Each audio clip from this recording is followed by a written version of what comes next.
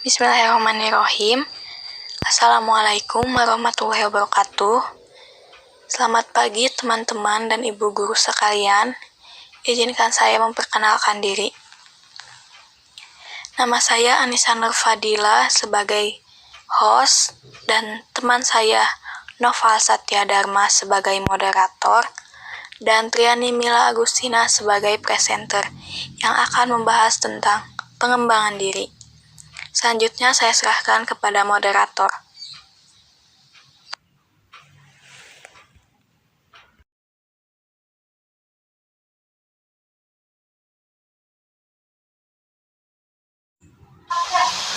Terima kasih kepada Anissa sebagai host. Jadi kesempatan kali ini kami akan menjelaskan materi mengenai pengembangan diri. Untuk penjelasannya akan dijelaskan oleh Triani.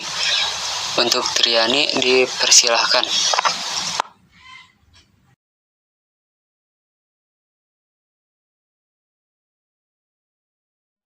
Oke, terima kasih kepada Anis dan Noval. Perkenalkan teman-teman, saya Triani Mila sebagai presenter.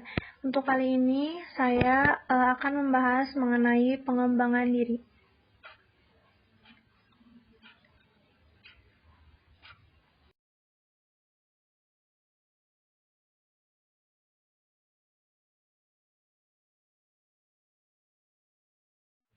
Oke, udah kelihatan. Pengembangan diri. Next. Nah, oke guys, sebelumnya ada yang tahu belum pengembangan diri itu apa? Kalau misalkan belum tahu, kita cek penjelasan berikut. Next. Oke, pengembangan diri adalah suatu proses pembentukan potensi, bakat, sikap, perilaku, dan kepribadian seseorang melalui pembelajaran dan pengalaman yang dilakukan berulang-ulang sehingga meningkatkan kapasitas atau kemampuan diri sampai pada tahap kemandirian. Di next.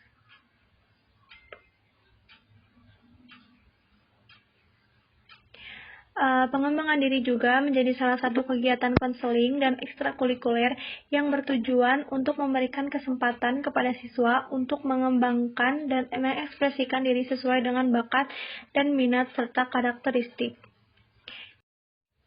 Next.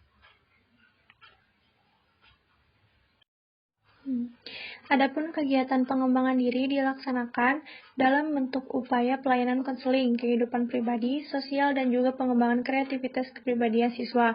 Contohnya biasanya ada di sekolah seperti kepramukaan, kepemimpinan, dan ekstrakurikuler lainnya. Next.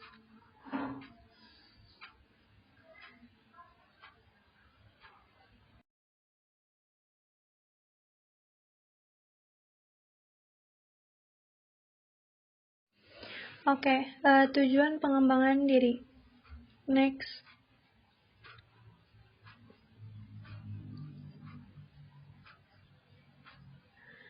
Pengembangan diri secara umum bertujuan untuk memberikan kesempatan kepada siswa untuk mengembangkan dan juga mengekspresikan diri sesuai dengan kebutuhan masyarakat, kebutuhan peserta didik, dan juga pembelajaran potensi, bakat, dan minat.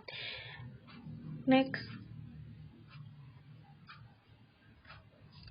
Pengembangan diri secara khusus bertujuan menunjang pendidikan siswa dalam mengembangkan bakat, minat, kreativitas, kompetensi, maupun kebiasaan dalam kehidupan sosial, kehidupan beragama, kemampuan pemecahan masalah, dan kemandirian. Biasanya ini terjadi di lingkungan masyarakat ya.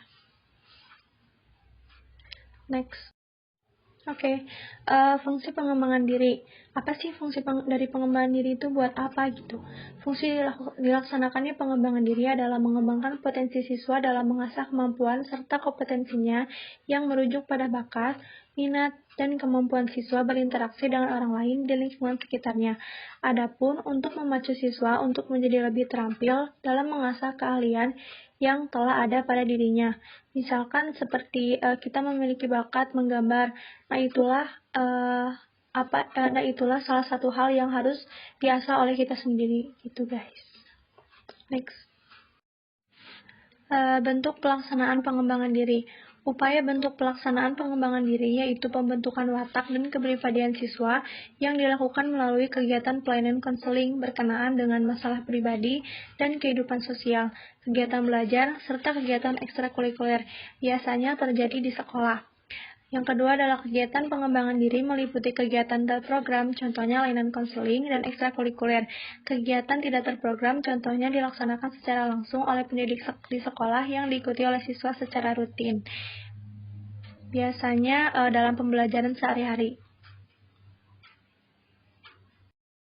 Dan juga kegiatan pengembangan diri ini biasanya kalau misalkan di sekolah kayak ekstrakurikuler kepramukaan, kalau kita suka dalam kedisiplinan dan juga tegas, ataupun kegiatan eskul lainnya yang biasanya ada di setiap sekolah.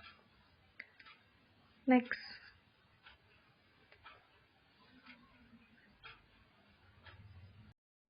Nah, ada beberapa langkah-langkah dari pengembangan diri.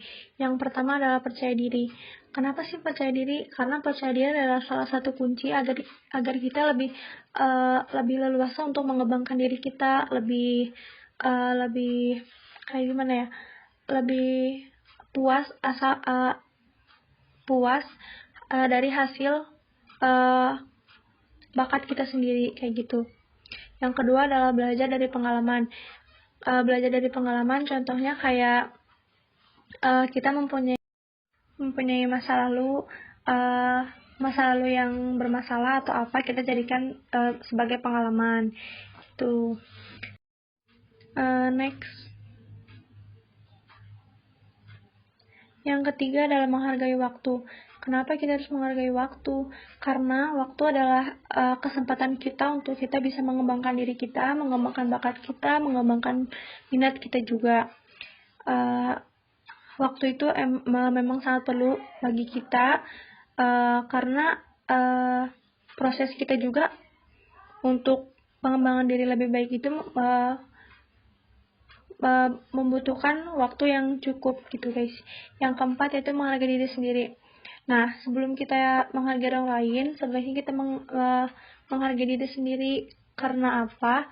Karena menghargai diri sendiri itu terasa lebih nyaman gitu guys. Gitu. Next.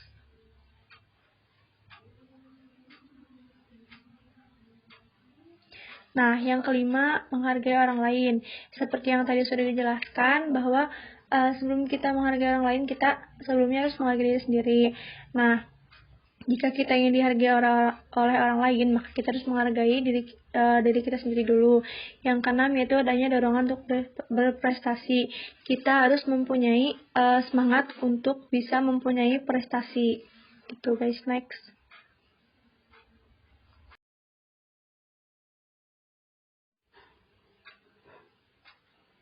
Nah, untuk kalian sudah siapkah untuk pengembangan diri sendiri? Next. Nah, mungkin segitu saja materi tentang pengembangan diri yang bisa saya sampaikan. Semoga materi mengenai pengembangan diri yang sudah saya jelaskan dapat bermanfaat bagi kita semua untuk lebih siap untuk pengembangan diri. Mungkin segitu aja. Mohon maaf kalau ada kesalahan.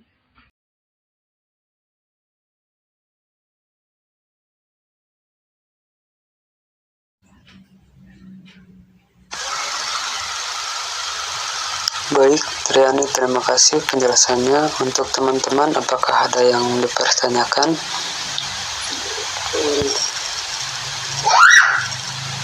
Bila ada pertanyaan, bisa untuk menyalakan kamera dan audio atau bisa di kolom chat. Baik, terima kasih. Bila tidak ada yang dipertanyakan, saya kembalikan kepada host.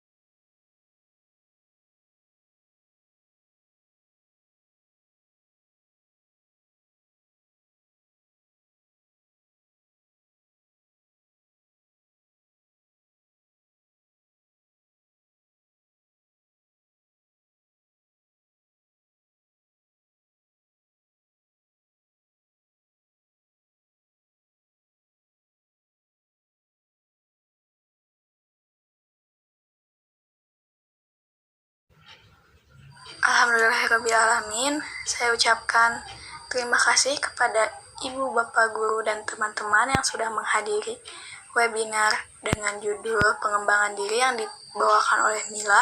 Semoga webinar ini sangat membantu untuk pengembangan diri kita. Dan diingatkan lagi untuk segera mengisi absen yang ada di kolom chat. Wassalamualaikum warahmatullahi wabarakatuh.